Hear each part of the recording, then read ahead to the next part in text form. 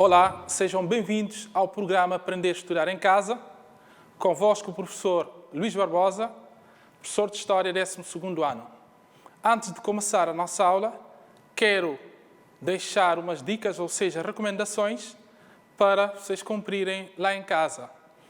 Lavem sempre as mãos, evitem estar em lugares com agrupamento de pessoas e usem sempre as máscaras. Fiquem bem sempre que possível em casa.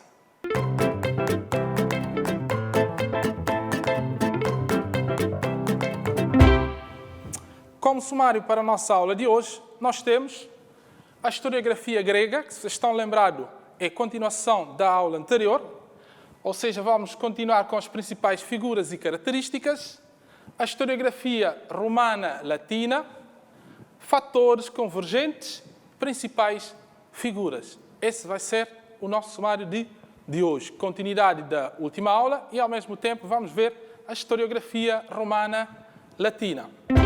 Então, quanto à historiografia grega, nós tínhamos visto, terminamos com a aula, ou seja, terminamos a aula com o Heródoto, ou seja, vendo os contributos que Heródoto deu para a historiografia grega, e hoje vamos ver as limitações da concepção histórica de Heródoto. Então, Heródoto de Halicarnasso não foi considerado um historiador na moderna ascensão da palavra, porque atribui muita importância ao mito. Na sua concepção histórica, a curiosidade, por vezes, ultrapassa a lucidez, nem sempre distingue o anedótico da história. Estão a perceber porque é que não foi considerado, nesse caso, um verdadeiro, aliás, historiador moderno, ok? Continuando, além de Heródoto, a historiografia grega contou também com outras figuras importantes, nomeadamente Tucídides e Políbio, que nós vamos passar a ver também o que é que eles, ou seja, o contributo que eles deram na história. Tucídides é importante pelo rigor que coloca na seleção de testemunhos e pela imparcialidade que pretende introduzir na narrativa. É importante, qualquer historiador, ou seja, quando estamos a narrar a história, é importante sermos imparcial. É fundamental para a construção, ou seja, para a redação da história. Portanto, com Tucídides, a história dá mais um passo, pois torna-se mais racional, a lógica passa a explicar a história. Ou seja, vamos começar a ter coisas novas com Tucídides. Ele vai acrescentando coisas que vai melhorando cada vez mais a evolução da história como ciência. Tucídides ainda esforça mais que Heródoto para perceber contradições entre os testemunhos. Ou seja, ele vai muito além daquilo que o Heródoto, nesse caso, atingiu. Ele esforça-se mais para explicar as situações, ou seja, as contradições entre testemunhos. Passamos de relatos de lendas para discursos cronos e logos. Portanto, com Tucídides, a história, embora essencialmente narrativa, torna mais explicativa. E, nesse caso, o mito dá lugar à razão.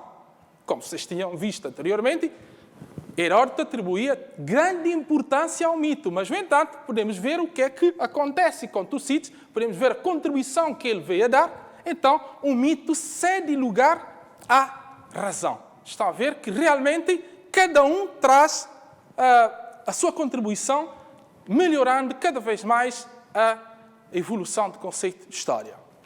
Continuando, o ponto mais alto da historiografia grega foi atingido pelo Tucídides. Com ele nasce o método e a inteligência do historiador. A crítica das fontes e a procura racional de encadeamento causal. Ainda com ele, é a inteligência que ordena e começa por evocar o futuro.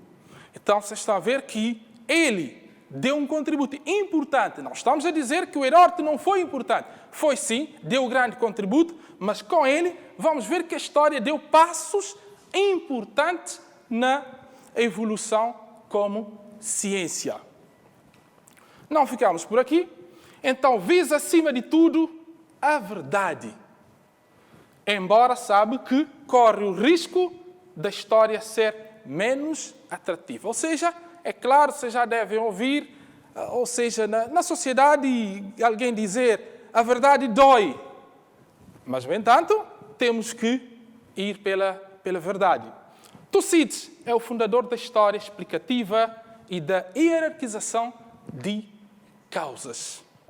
Para além de Tucídides, nós temos um outro historiador importante na historiografia grega, que é o Políbio, conhecido como o último historiador grego e o primeiro romano. Ele estabelece ponto de ligação entre a historiografia grega e a historiografia romana latina. Com ele, faz-se a transição da tradição historiográfica grega para os romanos. Tem como objetivo narrar as conquistas e virtudes, ou seja, boas e más. Utiliza método comparativo. Descobriu um sistema de relações causais que ainda é usado nos nossos dias, que consiste em relatar como é, nesse caso, quando e porquê distinguiu as noções de causas. Então, para verem que ele também acabou por dar passos importantes, trouxe elementos valiosos para a evolução da história como ciência.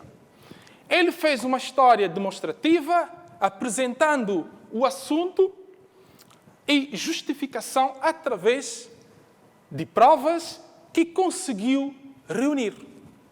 Tornou possível fazer semelhanças e diferenças entre realidades históricas. Com Políbio, há um sistema de causalidade cada vez mais crítico e racional. Então, ele também deu continuidade àquilo que Tucídides tinha introduzido, a racionalidade. Então, para ver que eles estão praticamente na mesma linha de pensamento, todos contribuindo para a evolução do conceito de história como ciência. Sendo assim, ele pretende uma história global que articula vários fatores, um saber enciclopedista. Portanto, Políbio prolonga a ideia de Tucídides. Como eu tinha dito há pouco, ele deu continuidade. É claro que ele vai para além. Além de dar continuidade, ele não fica somente naquilo que Tucídides fez, ele foi para além. De uma forma geral, a historiografia grega apresenta as seguintes características. Uma história humanista, trabalha sobre os homens, o que anteriormente, aquilo que nós já tínhamos visto anteriormente, não era humanista, mas sim tratava os deuses, dos deuses, nesse caso, e personalidades importantes. Com a historiografia grega passa a ser diferente. Traz uma nova metodologia, ou seja, a informação. Reflexão e análise crítica e dúvida metódica. Então, aliás, temos aqui algumas das características da historiografia grega. É claro que temos ainda mais, mas se ficarmos aqui a apontar as características, se calhar essa aula não vai chegar nem a outra que vem, ok? Então, sendo assim, agora vamos passar para a historiografia romana latina. Antes de começarmos, queria deixar aqui algumas interrogações, ou seja, algumas perguntas, para podermos entender essa matéria. Então, terá havido uma escrita romana da história? A literatura latina não se orgulha de ter dado a Clio alguns dos seus mais zelosos servidores? Não foi a historiografia romana, contudo, ao longo de toda a sua evolução, devedora da Grécia quer pelos modelos que lá foi buscar, quer por ter chamado os romanos a autênticos historiadores gregos. A historiografia romana, face à historiografia grega, terá apresentado um retrocesso? Essas aqui são perguntas que nós vamos responder ao longo da nossa aula. Sei que vocês estão curiosos, nesse caso, para saber a resposta, mas ao longo da nossa aula vamos responder essas questões. Ficam atentos. Todos estão de acordo em reconhecer que em Roma o nascimento da história foi tardio, que a influência grega foi decisiva e que, na sua expressão latina, derivou progressivamente da poesia épica. Continuando, os vestígios mais antigos de uma historiografia romana remontam apenas ao fim da Segunda Guerra Púnica e por volta de 200 anos AC. Foi um nascimento tardio, se considerarmos, nesse caso, que a Roma tem um passado de 5 séculos e meio. Por isso é que consideramos, ou seja, podemos considerar que foi tardio, tendo em conta a existência da cidade de 5 séculos e meio. Tal atraso explica-se por uma série de fatores que nós vamos passar a apontar. Primeiro, caráter secreto dos únicos arquivos em que os padres misturavam aos processos verbais das suas deliberações as informações antevedes que lhes permitiam estabelecer o calendário dos dias fastos e dos dias nefastos.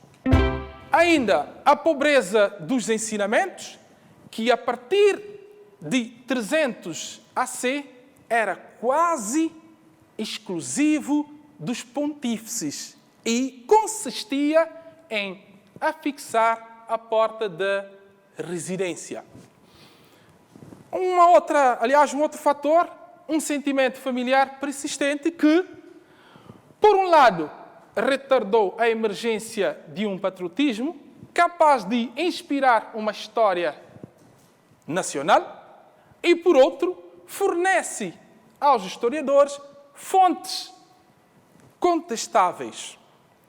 Não ficamos por aqui. A mediocridade da vida cultural.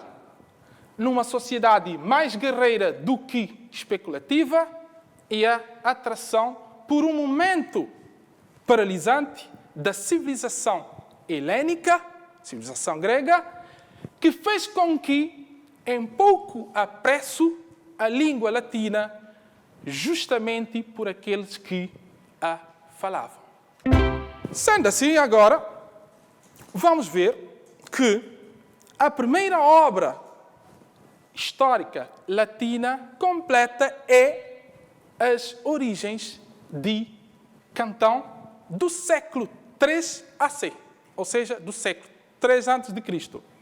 O contacto de Roma com o Mediterrâneo, sobretudo com a Grécia, foi fundamental para ampliar a visão e utilidade do seu gênero histórico.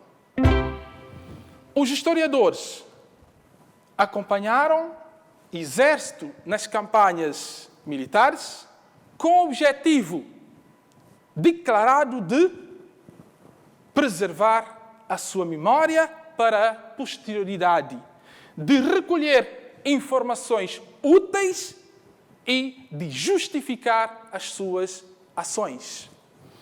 A língua culta, o idioma grego, foi utilizado para este gênero, a par das mais sóbria, o latim.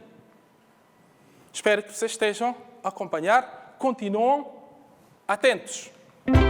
Depois passamos a ver algumas das figuras da historiografia latina. Já vimos os gregos, nesse caso, agora, mais à frente, vamos passar a ver dos latinos. Então, ainda durante 2 séculos, a história foi cultivada por alguns dos maiores escritores romanos. Então, nós aqui temos exemplo de alguns escritores romanos. Salustio, César, Tito Livio, Tácito, Suetônio, entre outros. Temos vários. É claro que nós não vamos ver todos os historiadores, mas, no entanto, vamos dar-vos a conhecer um pouco daquilo que foi a contribuição desses para o progresso da história. Não se esqueçam que estamos na fase pré-científica, ok?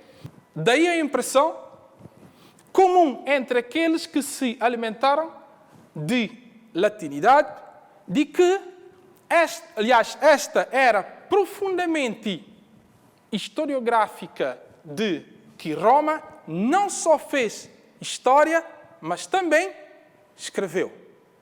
Para muitos, ou seja, há essa ideia de que os romanos praticamente não fizeram nada, etc. Então, vocês agora podem tirar as vossas conclusões se realmente fizeram ou não. Se simplesmente eles copiaram ou não. Vocês, se estão atentos, podem tirar as vossas conclusões, desde já. Continuando, por exemplo, Júlio César, com as suas obras acerca de 2 das maiores operações militares que conduziu, nesse caso, as guerras da Gália e a Guerra Civil, escreveu comentários onde, posteriormente, distinguiu crônica militar e crônica civil. Ou seja, ele participou, viu e acabou por escrever, nesse caso, crônica militar e crônica civil. Entende-se por comentários uma exposição precisa de factos vividos de que se pretende guardar na memória. Então, sendo assim, terminamos a parte explicativa da aula. Então, vamos passar agora a um pequeno exercício para ver se realmente vocês estiveram atentos durante a aula.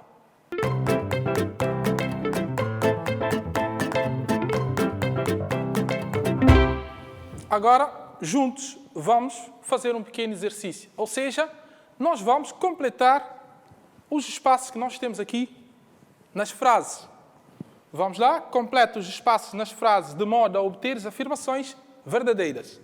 O ponto mais alto da historiografia grega foi atingido pelo Tucídides. É claro, penso que todo mundo também já viu isso. Com ele nasce o método e a inteligência do historiador, a crítica das fontes e a procura racional do entendimento causal, ou seja, causa. B. Tucídides é fundador da história explicativa e da hierarquização de causas. C agora, Políbio faz a transição da tradição historiográfica para os romanos. Tem como objetivo narrar as conquistas e virtudes.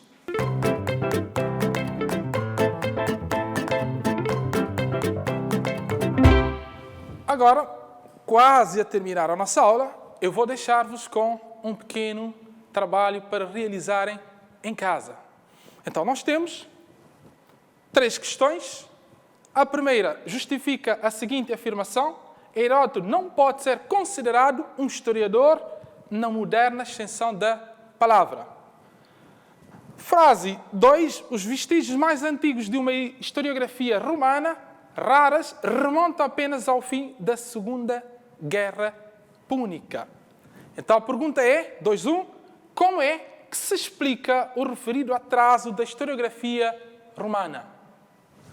2.2 descreve o contributo de Júlio César no progresso da história. Não se esqueçam, o primeiro que nós vimos relativamente à historiografia latina.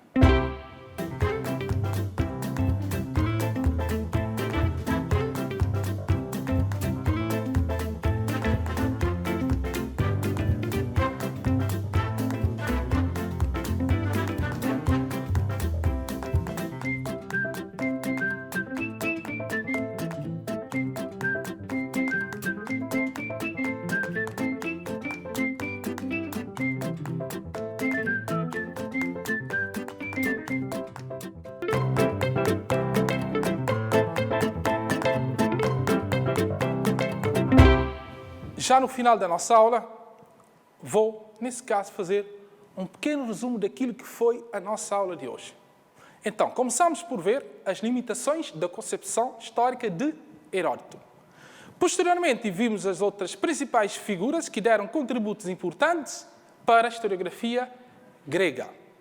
No entanto, passamos a ver a historiografia latina-romana, onde começamos por ver, lançar algumas questões para podermos compreender a historiografia latina e, por último, acabamos por ver uma das figuras da historiografia latina. Então, já para a próxima aula, continuaremos com as outras figuras. Chegamos ao fim da nossa aula no âmbito do programa Aprender a Estudar em Casa. Antes de ir embora, gostaria de deixar algumas recomendações, assim como deixei no início.